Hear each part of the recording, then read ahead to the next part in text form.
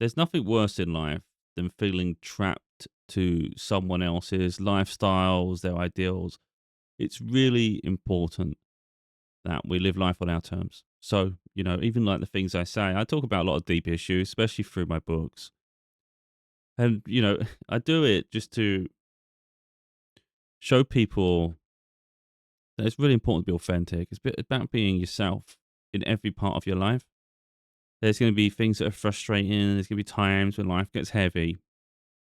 But ultimately, even through a crisis, as long as you are wholeheartedly yourself, you have something that is eternal. It can't be fragmented. It can't be taken away.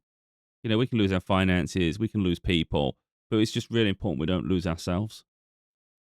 So yeah, like I say, so when I talk about certain topics, it's not about trying to mold people into another version of me. It's about helping people see themselves. There's parts of me that are deeply frustrating. That I get fed up with. I'm not sure I get fed up with myself, but I get fed up with perhaps parts of my personality sometimes. Like I love who I am, and but even I can drive myself crazy. There's parts of me where I forgo experiences because my morals are too high. So sometimes I get fed up that I have morals. So I don't think anyone's can be considered 100% perfect in any way. There's always something missing. So something can seem exciting or something, and it's like, well, that's not something I would do. So then you don't get to have that experience. I talk about, I'm quite open and transparent about my life. And I think it's important to be because, otherwise, how else can you embody who you are 100% if you're hiding parts of who you are? But I speak quite frank and open about the fact that, I consider sort of relationships, connections, experiences with someone else. I can like it's sort of sacred, really. I think the energy you share with someone, it can transfer between each other. So people don't realize that you have a fleeting moment of maybe passion, but who knows what chemical imbalance it's causing, and then even beyond that, the arguments it entails. It's all right why it's infatuated, why it's reciprocated, but what happens when one party no longer wants to partake in said connection? The amount of chaos that can come from it. It's not what for me. If you weigh up all the pros and cons, it's just not worth it. But then even just something as simple as that, it's like I reflect on sometimes, and I just think you forgot. There's so many times, where something could have happened, or so I could have had this experience, but my morals are so high that I won't entertain it at all. But then I do recognize that there's people out there that do entertain it, and although my morals are high, I wouldn't argue my life is particularly exciting. So there's a balance to be had, isn't there? So there's nothing to say that people who have experiences are doing anything wrong, but there's always a positive and negative, isn't there? So I think it's a balance to be had. But like I say, so even I think like that sometimes. I don't think it's very unlikely anyone will have all the experiences in a lifetime. So it's about really pick and choosing the ones that align with you. But there will be times, even no matter how morally righteous you are, um, how much your values and principles are strong, there's still sides that maybe question whether you've been too righteous at times. Because you know what I mean? Like, I'm going to go through life with this way I am, and I drive myself absolutely crazy the way I am sometimes. And it might be that you get to the end and you think, I don't think I'd ever doubt. I don't think I'd ever regret. I don't think I think that would be too hard a thing to say because the principles are there and I understand as to why I hold myself accountable. So it's like it's something that can't be altered. It's sort of like that. It's like it's in my DNA and I can't change from that. But there's times when you're thinking, I could have had that experience. I could have done this, you know. Um, so when you're on holiday, I get a lot of eyes on me, and it's like I can't, if I was to engage, because all I have to do is literally get like look, and that person would then. I keep people away from me on purpose. But it's like if you think about it that way, like the experiences you could have had with people, rather than be alone all the time. And it's just something as simple as that. It's like why not have a holiday romance? Why not have this? Why not have that?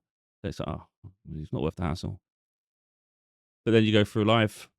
I wouldn't say what if, but just thinking, you've missed out on experiences that other people take for granted. People have these experiences.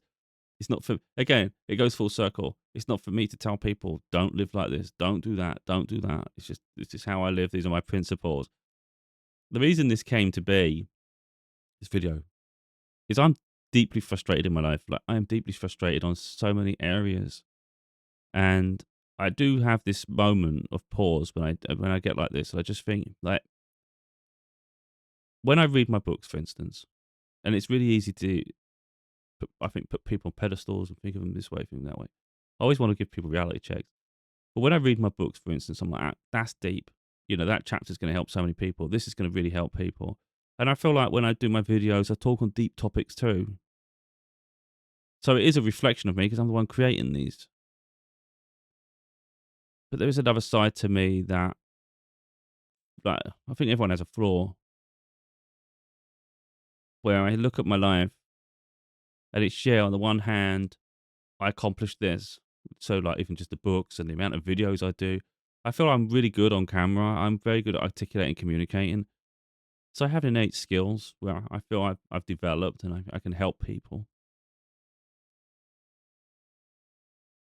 But for all the things I'm good at and even the accomplishments I've had, there's the other side.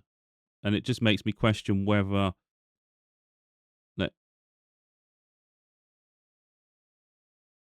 whether what I do is enough.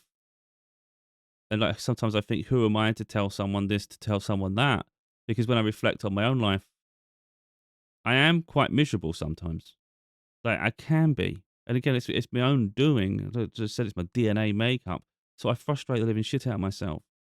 So the argument there would be, if you feel lonely, why are you alone? Do you see, like, it's almost like hypocrisies within things. It's just, if something's not working, then change it. So, so these are like advices I would follow to a degree. But the way I see it is like, your principles are that strong. Like, I can't just be around the company of people just because I feel I need, not even need, you just want some company. I can't do that. I can't force company, especially people I have nothing in common with or people who have disrespected me. I will not lower my standards. But by extension, it means I'm alone. So sometimes that can get quite a heavy experience, to be that alone. Sometimes I even like for myself, I think I could do it with some company. It'd be nice to have some company. But again, I'm talking about like high level company, people that actually align with me. And then I just think that's not worth it. I can't bother anymore.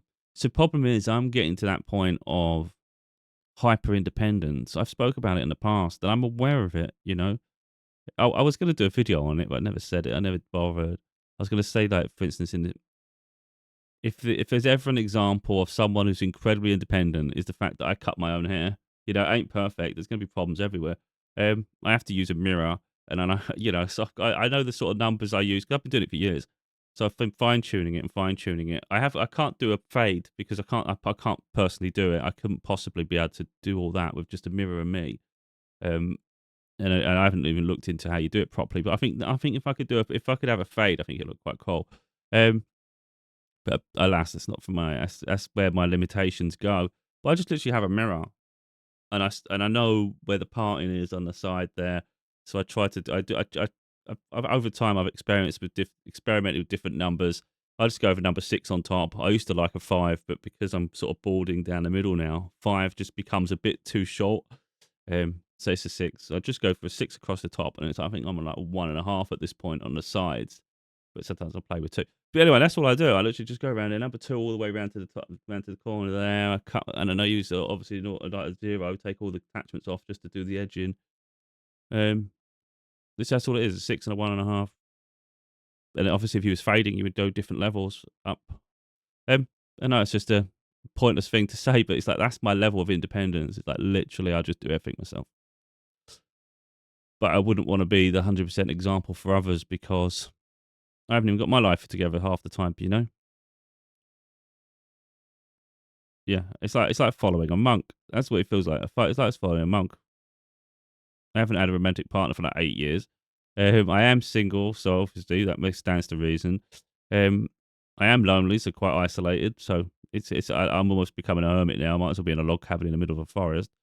Make no difference. Um, and yeah, finances. I talk about it quite openly. My finances have been absolutely miserable for a long while now. So things will need to change. We've already established that. And it's like I can't keep bashing my head against a wall for my entire life. But I have personal goals, the things I want to achieve. But the priorities in my life are going to start adapting a little bit here. I think going into the new year, I have new aims.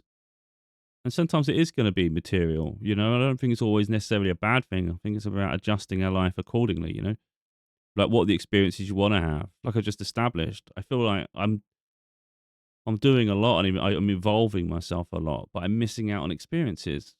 I don't want to be locked away my whole life just creating. That's a waste. You're missing the experiences to document and create, you know? And I think about like this is how I am though, and I think it's something that maybe would be lost on in translation sometimes. I feel the weight of the world on me all the time. I see the problems in society and I see where the youth of today are being inspired by a talentless, fame obsessed generation.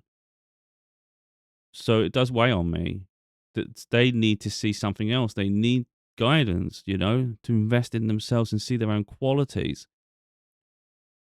But I don't think it's fair for me personally to keep putting the weight of that on my own shoulders. So it's like I give up a lot to do what I do, but my life's always hard as a consequence, you know? So personally, you know, I don't see how that's fair for the duration of my life. So there's a good chance, and I'm not saying it's happening yet, but it's at the back of my mind all the time now. I wouldn't say there definitely will, but there may come a day when I just stop doing what I do. It's not, I wouldn't, and I would never consider it giving up. Someone may do, may not. I wouldn't consider it giving up. I'd just call it end of a chapter. If I stop doing what I do, the work will speak for itself. So wherever I decide to stop, there's already a body of work. You can see there by the books. The books will be there for people if they ever come across them and are interested. But there may be a day when I stop writing. There may be a day when I just stop doing videos. And, you know, I may just go off and just live experiences that I want to have. Like, for instance, at the moment, I'm getting fed up with, I've said about it in another video, the amount of work I have to do it's getting too much for me. You know, having to balance all these little things. And going into the new year in 2026, one of the priorities for me is going to be finances. You know, we all have the power in our life to change our circumstances. I think that's something to accept. That we all can change our circumstances whenever we want. We can relocate, we can do things, we can change our life in so many aspects. But it's for us to take that step to do it. But for a long time, finances haven't been my priority. I've been more focused on personal growth, accomplishments. You know, the books I've done haven't cost me anything to make. It comes from me. I create every aspect of the book from the start to the finish. So I consider them priceless because if someone else wanted to write a book who doesn't have an aptitude for doing so, it would cost a lot of money to hire someone to do it for them. So I consider that, well, okay, I've allowed a period of my life where I've invested so deeply in myself. That can't be considered a waste. It's priceless. So effectively, the way I see it is there's no amount of money a job could pay that would come even anywhere near close to buying what I've done. So even if I've given up a job, let's say my income's been so bad, I'm like 25 grand a year down on what I could be earning or something, or even 20 grand. I don't know. So that adds up over time, doesn't it? And you think, God damn, it's cost a fortune. So if you was to weigh up the books, for instance, and say it's 5, 6 books, okay, let's say it's over 100 grand. Let's say if you'd never wrote them books, and I think this is how people need to see life though, is what do you want for yourself? Maybe I could have had £100,000 plus more money. Probably not quite as extreme as that, but let's just say that 100 grand plus. more money over that period of time, or and you would never have the books? No, I'd rather have the books. I'd rather have the books. Money comes, money goes. It never stays. And what do you have to show for it a lot of the time? If you think about it that way, like I know people get obsessed with money. I don't. I never have. But if you think about that, for instance, what would you have done? Okay, you'd have had holidays. You'd create a memory. That's great. You'd have bought things that have since been replaced because things never last. And as time goes by, the things you had that you felt was important at that moment, they have no value anymore. But the things I've done have come from me. It could have only been born from me. So for me personally, these are things that are priceless. It's like no amount of money could even come close to being comparable. So there would never be a moment in my life where sort of I regret taking a period of my life to prioritize those things. But I do want experiences for myself. So going into 2026, my priority is I'm not saying the whole priority, but it may evolve into the main priority, is that I want to focus on improving my finances. I want nice things. It's not about being greedy, but I want nice things for me. I want nice things for my daughter. I want experiences. I want holidays, and not just one holiday. I want to be able to have multiple holidays. There's things I want to do. There's places I want to visit. And I want those things for me, you know. I don't want to keep being cooped up, stuck, bound because my situation is so restrictive. This isn't a life to have for the long term. I can be alone. I have no problem with being independent. That's the thing. But I don't want to be confined to my home constantly. I think when the spring comes, especially summer, I want to be getting out and going on road trips. I don't care if I'm doing it on my own. This place I want to see. I've been seeing some really, really incredible images of like Scotland's like castles around Scotland, and the scenery is beautiful. And I've always loved photography, so it's like, you know what, it'd be nice to go on a road trip somewhere and just like be able to experience those places and just like even just take photos and just have those memories. And so it's a simple thing, but I can't even afford the fuel. And it's like, how is this fair? And I feel like I've sacrificed a lot for what I call humanity as a whole. And it has never been reciprocated financially back. So I've got to take action in my own life, don't I? So I don't feel life has to just be one way the whole way through it. We can alter and we can change, but it doesn't necessarily mean that something that happened or a previous version was a waste. It leads us where we're going.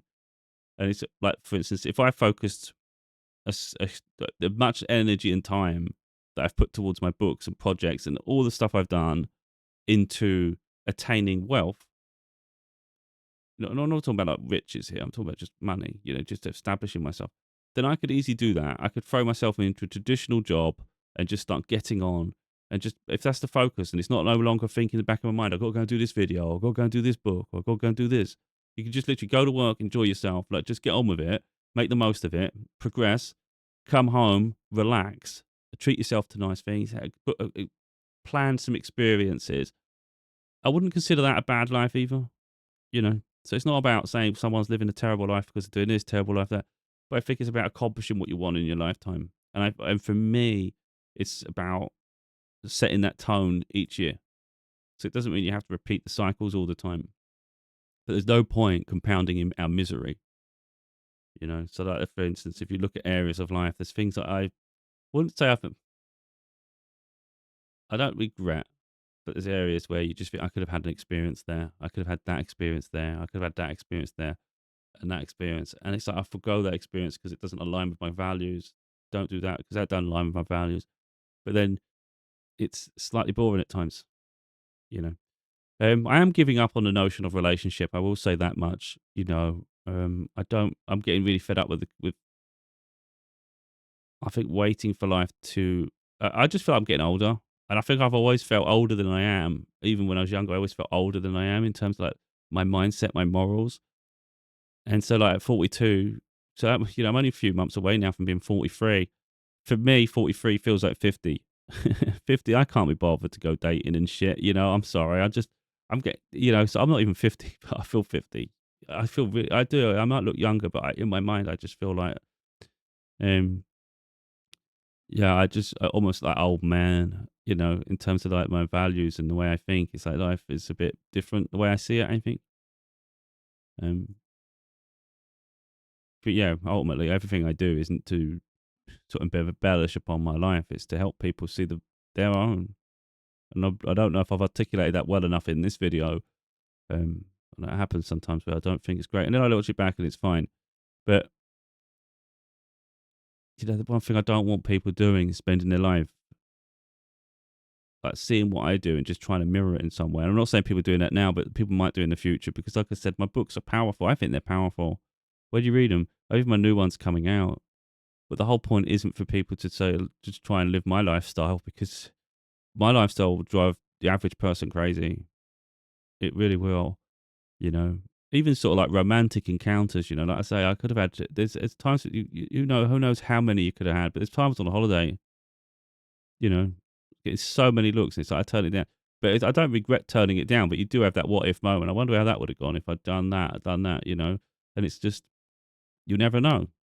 But because my values, it's like I don't ever regret, because it's just, you can't go beyond your principles when you're in alignment with yourself. But then you recognize other people would have had those experiences. And it's like, I bet that was fun. I bet that was fun. I know something so simple like that, but then it's like, and that goes for every area of our life.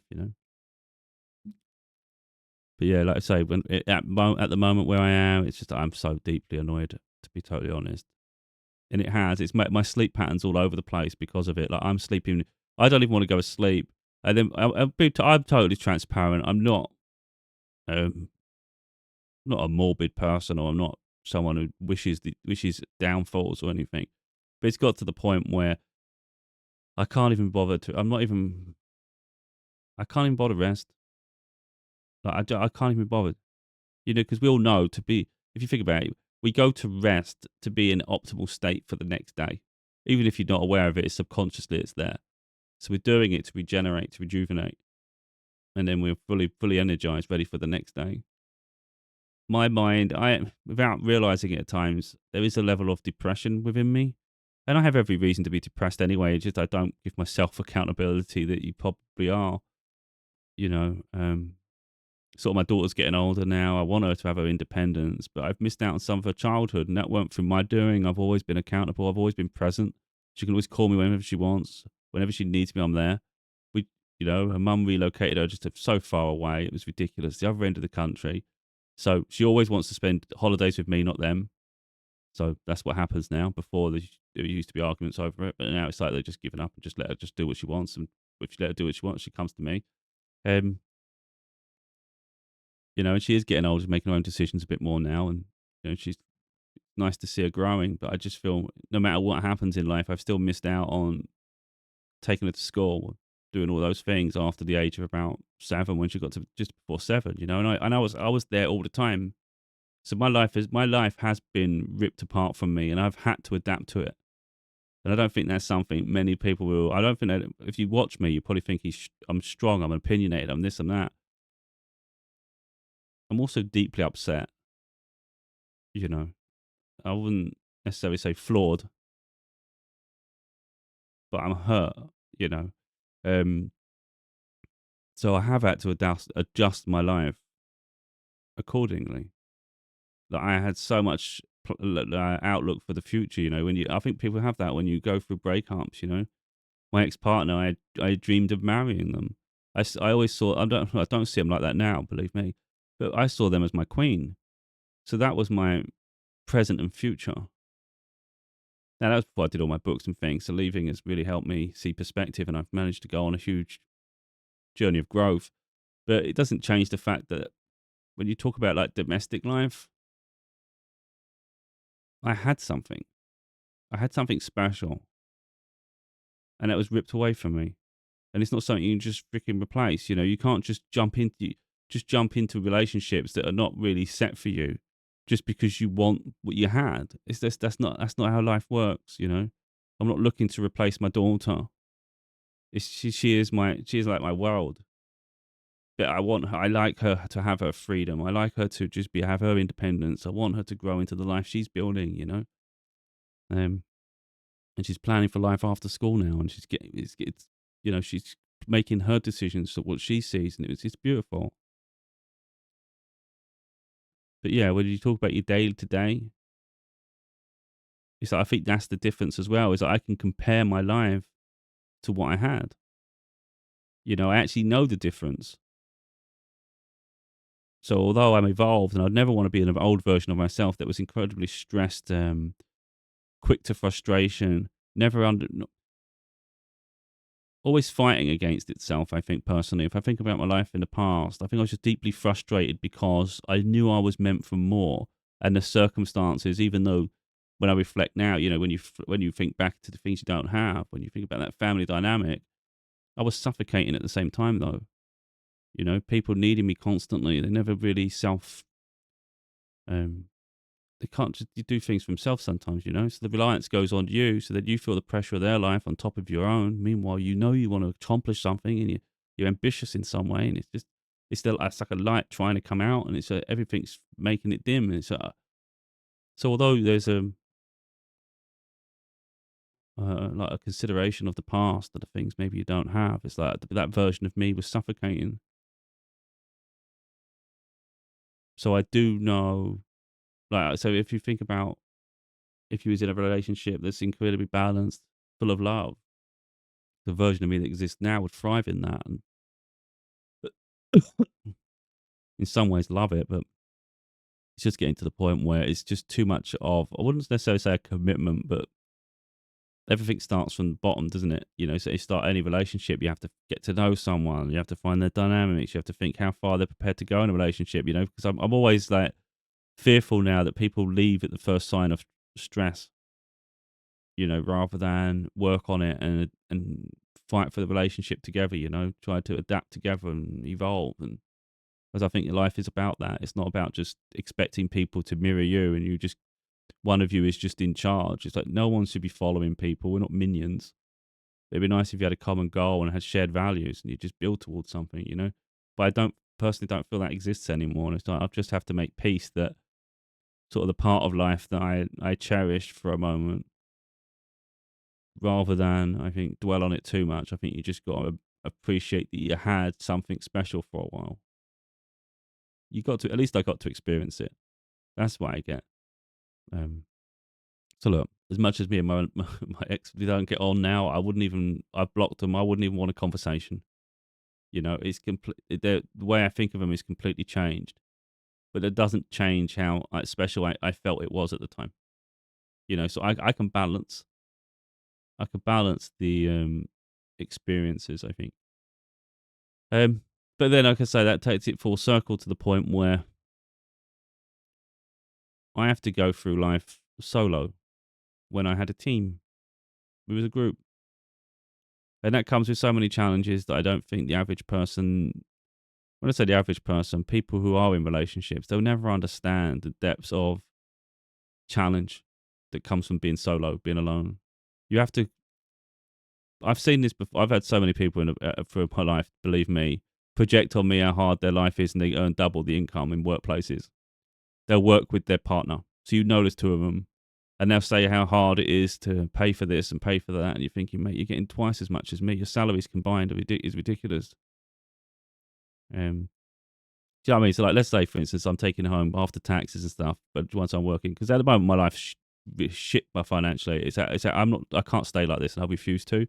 So next year, yeah, it's going to improve. And if I have to slow the books down, I will.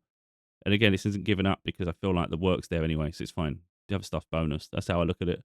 But let's say my take home pay is about £1,800 a month once I'm working. Roughly, that's probably what it's going to be. I don't know what it's going to be beyond that, around there ish. And you're working with people who, they're putting in the overtime. They're working together. Let's say they're taking home £4,000 a month, and then they tell you how hard their life is, and you're thinking, mate, you're getting twice every month than I get. Like, there's no point bothering me, telling me how hard it is when I'm thinking, you know what I mean? It's like, almost like I wouldn't understand it. It's like, mate, you haven't even stepped. It's easy to think when everyone always thinks their circumstances are worse, and it just makes me laugh sometimes, because it's like, that's just outrageous. What do it's like they're delusional. It's like they think the only subsidy single people get, and I don't think many people are aware of it because they're in their own little delusion of fantasy. Single people, the only discount they get is council tax. In America, I guess it's probably property tax. And all we get, you don't even get 50%. From my understanding, I think I'm pretty sure it's 25%. Make the sense of that. You've got a single person. The only discount you get out of any bill is a 25% discount on your council tax.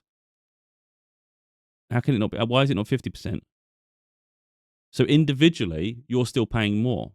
So I'm just going to say, like roughly, let's just say, to make it the easiest way possible. Oh, I don't know. I'm not even going to get the numbers right. But let's say it's £150 a month with council tax. And maybe you've got to pay 110. Or, it's probably a bit worse than that. But anyway, yeah, we'll just say 110. Anyway, forget it. It's 150. Let's say it's £150 a month. You're going to get a discount. So it's £110 for you. The couple have to pay £150. So they think, oh, we got to pay 150. You're only paying 110. You're getting £40 cheaper. Individually, you're only paying £75 each. They pay £75. You pay £75. Together, you've paid 150. But you've only paid 75 each out of your salary. And each of your salaries is the same as my salary. Together, you're getting 2 months worth of money every month because you're combining it. So I pay 110 for the council tax. You are only paying 75. They are only paying 75. I'm paying more than you per month for my council tax. Do you know what I mean? And then all your bills are the same. You know, depending on where you live. Of course, rents are subjective, depends on where you are, the home you've decided to get. So that doesn't matter if you're in a partnership or not. You've still got to pay your rent or your mortgage, whatever you've got. And then you've got, you know, like even if it's your broadband, your internet, it's up to you to find the best deal because no one's going to find it for you. You haven't got someone to bounce off ideas and someone to be the one that figures things out. You have to figure it out for yourself. And then you have to pay the full price in the same way other people pay the full price. Your gas and electric. Maybe your electric bill slightly, but not being funny. It's where people are delusional. They always think it's more for couples. Let's say you're in a couple and you do things together. You're not independent. You're not doing different things around the house. You're watching telly together. Yeah, it's the winter. You've got the heating on. How is anyone using any different amount of electric? The telly's on for me. Telly's on for them. We're using the same electric. Gas is on for you. Gas is on for me. So your gas and electric bill is the same price as mine. Again, but I'm having to pay that out of my reduced salary compared to a couple. And it's like your grocery bill. Okay, maybe it's slightly more for a couple because you've got personal items you might need. But and maybe a slight amount of food, but I wouldn't say a lot. There's food that even salad, I'll buy a certain amount of salad and some will go in the bin because it goes off. I might buy myself fruit. That's a lot of fruit to get through on my own. Some of it will go in the bin. So you're still buying the same amount of food roughly. It's not like a massive difference. You know, your bills around the home are not much different. And it's really heavy on your own. That's what I'm getting at. I don't want to go too deep with it because I can go talking for ages. But effectively, when you are alone, your bills are very similar to a couple, and you're getting a huge reduction in your amount. Effectively, the world is built for couples. That's why the prices are so expensive for this and this and this. And it's like they're almost like forcing people together. Combine your resources. It's just outrageous, isn't it? But yeah, to be on your own, it takes it. It's a survival skill. Believe me, you learn a lot by doing things for yourself because you've got no one to lean on. You've got no one to figure this out. Like if I'm behind on a bill, for instance, I can't say, "Oh no, I've got to deal with this." You can't ask even if someone else to deal with something for you. It's like no, you've got to deal with it. So you'll have to make that uncomfortable conversation. You'll have to set up a payment plan. But you do it a few times. Guess what? It's no longer uncomfortable. It's just a given. Oh, I just have to talk to them and explain to them that I'll sort it out and we can make a new payment plan. And then all of a sudden, it's a simple call. And all of a sudden, it's easy. So if you're or if you have an issue with services or something and you need to get it sorted out, you make a phone call, you get it fixed. All of a sudden, it's working. You know, I had to do it for my mum recently. So the amount of back and forwarding I was doing, I did her an online shopping, so it got delivered, and a whole section of chilled food didn't come. And it ruined the rest of her order, because it's like you can't. It's almost like you get your ham, but you've got no. It's like, or you've got your bread, but you've got no ham. It's like, what's the bread going to do? So all or she got potatoes, but there's like pies or something you needed to have with it. So what are you gonna have for dinner? So it was all those stupid things that without it, it messes up the rest of the thing. So I phoned to see look, to explain they're missing a whole load of food here. So they phoned the driver, couldn't get through to the driver. This is the call center you had to go through. And then they contacted the store, and the store would get back. So I'm like, okay, so we'll leave it for a bit. And then I had to phone back again for her later. And they explained that after talking to the store, I think they got through to the store, and the store explained the driver's now gonna once they finish their last drop, because the driver's aware of it, they're gonna come back and deliver that last, and then they did. But the point is, like, my mum wouldn't have felt comfortable doing all that. It'd be too much for her. She wouldn't have. She'll get all confused. It'd be too much. Some people are not good for things like that. For me, it was easier just talking to them, just like I would talk to anyone else. Just explain this. I'm like, I'd rather have the food than a refund. So yeah, if you can get it sorted, that'd be really helpful. Because she is a bit vulnerable and she does need those things.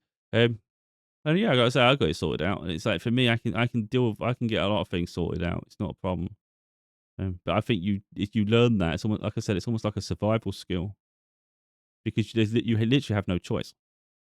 You know what I mean? You got no choice. You either deal with it, or you don't deal with it. But so if you don't deal with it, it's just not going to work out very well. So you kind of have to just get on. So I find personally, you get people in relationships, and it's usually one who leans so much on someone else, so they don't have, their survival skills are quite low. So yeah, I think I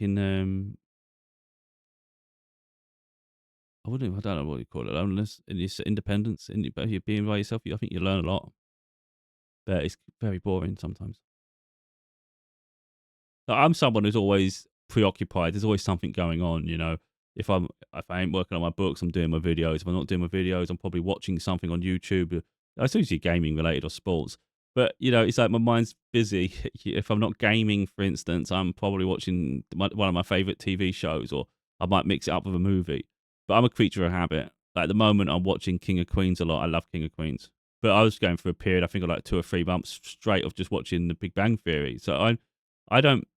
You hear this a lot, where it's a trauma response, because you don't. They say it's like some consider it a trauma response because it's the fear of the unknown. If you was to watch something else, you don't know if you'll like it and all those things. So you go to your comforts at comfort. And I can understand that to a degree, but I think that over embellishes, I think, something that's so simple. I like it. So, I think that I get it, but I wouldn't stigmatize people doing that as that at all. For me, it's just something to have on the telly. Like, in the UK, we have to pay TV license. It's a joke. If you watch anything live broadcast, it's TV license. So that's a problem. And it's nice to have some ambient noise around your home when you live alone, isn't it? Like, unless people haven't been alone before, you wouldn't know. But you don't really want to live a life completely void of sound. So let's say I'm floating around the home, or I'm doing things. Let's say I'm at my desk, I'm at the computer. I'm either doing videos, or I'm just gaming, or I'm doing something. Because I can be productive for a while in whatever capacity. It's a bit horrible if you go into the living room, or you walk down and there's no sound at all. It's just dead silence. So I like to have something playing on the telly, because I can't have live TV, because you need TV license. It's a complete and utter corruption. You have to find social media. You have to not social media. You have to use your subscription services sometimes, just to let something play on a loop. Let it keep playing. TV shows are good for that. So I tend to do that a lot with my TV shows. So I'll either have The Big Bang Theory playing, realistically, Seinfeld, The Big Bang Theory, or King of Queens. And I'll just have to, when I want to sit down and watch it, I have to just rewind back to whatever episode I needed to go back to. And I like watching those shows.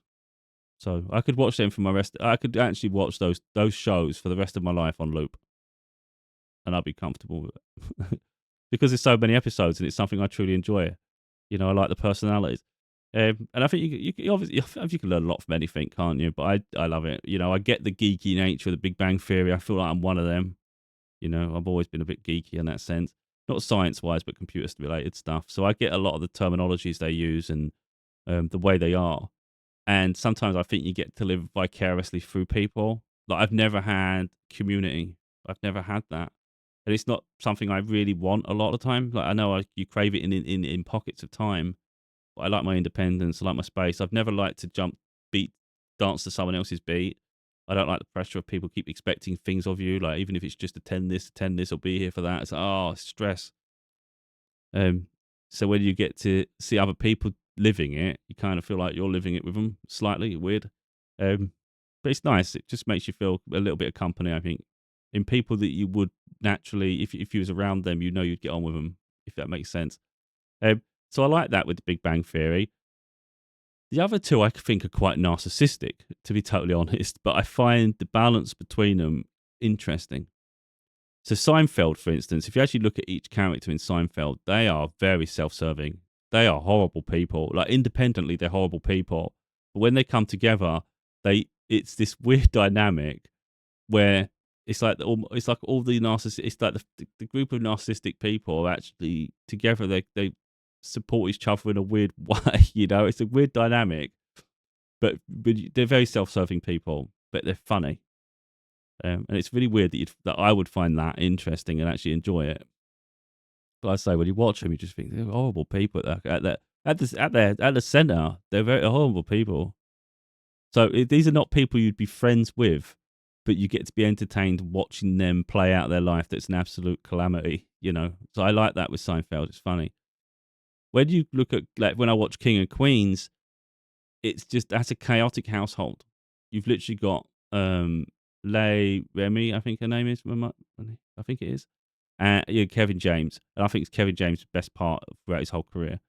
And it's like not just one episode. We've got, like, I think eight series. There's loads, and there's like 20 odd episodes. It's like you can watch this forever with them.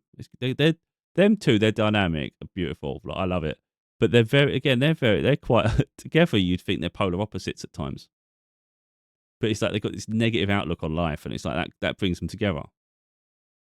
In fact, in the sense that certain people will drive them nuts. They don't like people, but they only like their sort of people. And Carrie doesn't seem to like Leigh. She doesn't seem to like anyone half the time. So I find that quite interesting. And then her dad, who they allow to live in the basement because of his circumstance. That's Ben Stiller's dad in real life. I love him. I think he's hilarious. He just lights up a scene when he turns up, and he's just absolutely unhinged and mental. And yeah, but the dynamic between them all is absolutely chaotic, And then of course you've got the side characters as well. But again, I think because I like watching dynamics with people. These shows make me genuinely interested, so I get invested in them. So I do recognise how insane they are. To be honest, I do recognise how unhinged the whole lot are, and quite selfish at times. Yeah. The other one I really like is Suits, but again, that's more, I get to see a high pressured lifestyle, high rolling lifestyle, if you like, success. So you get to see people on a different spectrum of success, people established, even wealth, and you get to see that. But then you also see the corruption with it as well, and the challenges that come with it. But you can appreciate the life, how hard that life is to maintain and establish yourself in. But again, you get to live vicariously through these groups, don't you? And I like watching things like that. Yeah. Anyway, I probably digressed about it quite a bit there. It all started off really just trying to get that message across, really, just to follow your own path. But yeah, ultimately, it is about figuring out the things you like anyway, and it's not let people make you feel small about it. Like, I love gaming. It is a distraction for me, and I've I've got a lot of games. You'd be surprised how much I've got, but it's a lifetime's worth. With game consoles, people naturally change as they get new consoles. PC just goes on forever though. So if you've been a PC gamer like I have for much of my life, even though I've had the consoles, I've always had the PC by the side. So all the games they acquire over time. So it's a lot of games. But I was thinking recently about, if life gets a bit busier or have new priorities, what would I play? What would I play? I've got a lot of games, but it's not about holding on to them and feeling you've got to play them for the rest of your life. I've noticed if I was to slow down, I'd play the more mellow games. I wouldn't really play all the stuff that I played at. Like, there's things and I do enjoy them. It's just, how time consuming it is. So like my driving simulators and things like that, and even just racing simulators, I probably gravitate more towards that because it's something effectively, I think it'd be a case of do things that I'll pick up and play. Things that I can jump into straight away. You haven't got to sort of get yourself all in a mood or get yourself all set up, and it could take a while. It's things you can drop in and out of. That's what I would want. So let's say I only had an hour, I could still fit it in. So, for instance, with my trucking, I love my trucking. I've got a Euro truck and American truck, and they literally are a replica of the actual places. It's absolutely insane. You feel like you're in it, and there's even a VR modes if you want to go that far. Um, and literally, I can just, if I had spare time in the future, and that was my limitation, I would be more than happy just to get on there, do a route, do a delivery, and that's like, that's nice. Or get on a racetrack and just race. There'll be a couple of variations to that, like different types of games. But I do recognise that, yeah, I won't play as heavily as I have done for the rest of my life. So when life in that side slows down, yeah, that's probably where I would fall back to.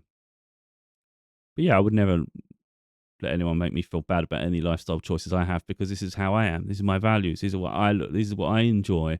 And sometimes the things we do are part of our transition into the next part of our life. So, like I say, it might get to the point where that does slow down in the future. But for me, I needed that. It was almost like my therapy.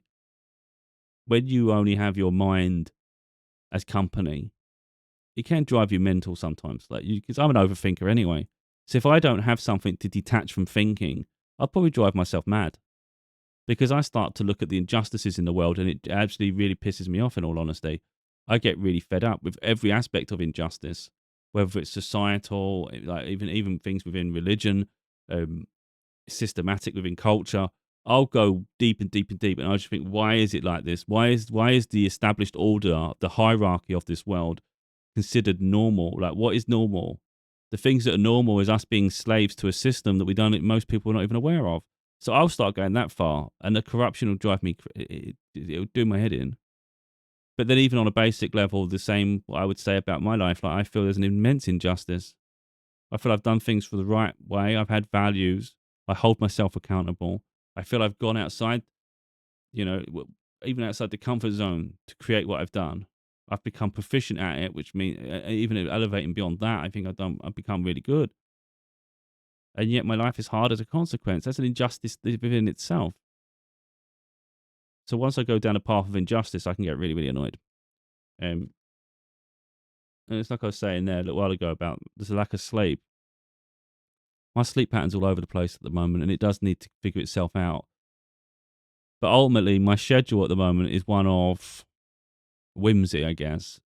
I've got a huge problem at the moment with Christmas coming up. It makes really seeking traditional work really awkward because on the one hand, I really do want an opportunity because I want my finances to improve. But then it impeaches on potentially the time I have with my daughter for Christmas, which is priceless. So, you're two odds there. So my sleep pattern almost like it doesn't matter.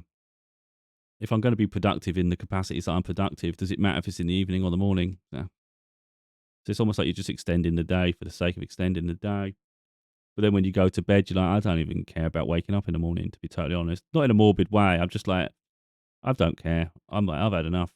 I've had enough of this merry-go-round of life. Just keep going around in circles. It's not improving. It's not improving. And I'm transparent. I'm honest. I say it to the universe. If this is, I'm more than ready to come to end. I'm more than ready to go now.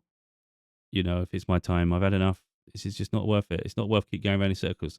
And it's not my responsibility to heal the whole of humanity. People need to heal themselves. And I say that.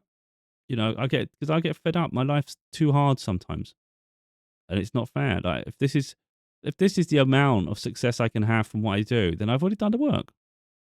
So what am I still here for? Of course I want to see my daughter grow up and things like that. But ultimately, if you're talking about like your path though, like we say, follow your own path.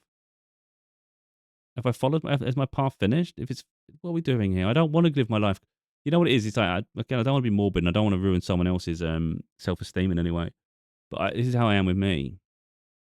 I don't want to keep recycling the same experiences. If the rest of my life is a recycle of what's already happened, then what's the point? What's the point? I don't want to do it. I don't want to go round and round and round. The only thing I want, if life is to continue going forward, is new experiences, things I haven't had before. That's what I want. Otherwise, what's the point? You know?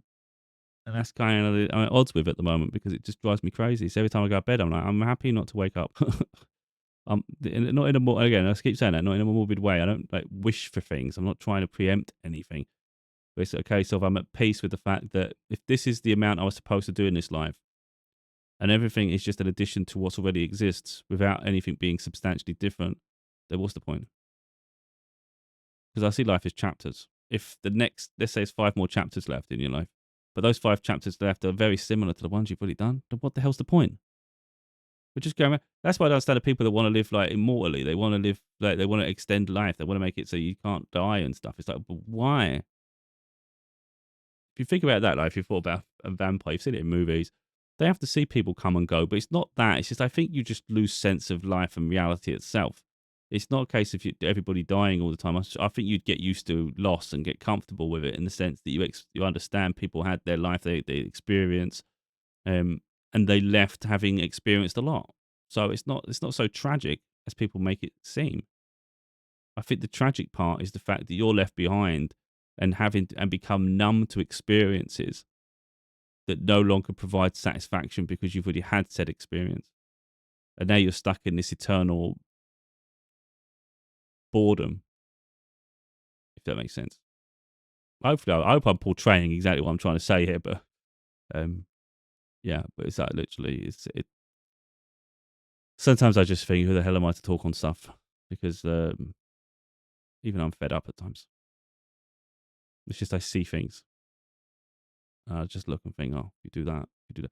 It's a bit like my daughter with her college application, for instance. I was talking to her about, like, because she's had a hard time. I don't want to talk too personal about her. She had a hard time through school, so she wasn't always attending. And she's really applied herself over the last year and a half. So I explained to her about her mock exams and stuff, and I'm like, well, you can't expect to do great when you had issues at the beginning of high school. Like, so effectively, you're trying to learn 5 years of high school in a year and a half. There's a lot of pressure for yourself, and it's not realistic. Like, you've got to be reasonable with yourself. So I just said, when you apply for colleges, if you have to put potential grades and things like that, and it may be at the moment it doesn't look like what you're going to get, but you could still surprise it, and get the results you want.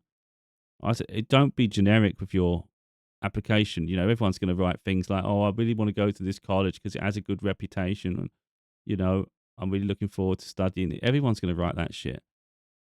I would go from the heart because it sets you apart and it actually shows them a bit about you rather than this generic copy that everybody else is sort of showing. So I would put on there that, school, your school found school hard at first, adapting to change. Because, she had a hard time because of the separation from me and things, it's really hard. She's got her life's torn apart. So as hard as it is for me, it's been hard for her too. But that's why I wouldn't write about, obviously go too deep with it, but just explain that, life, you have found it hard at the beginning, but you've really applying yourself over the past couple of years, like year or two. And within that, you've really enjoyed it. And you have been improving. And although maybe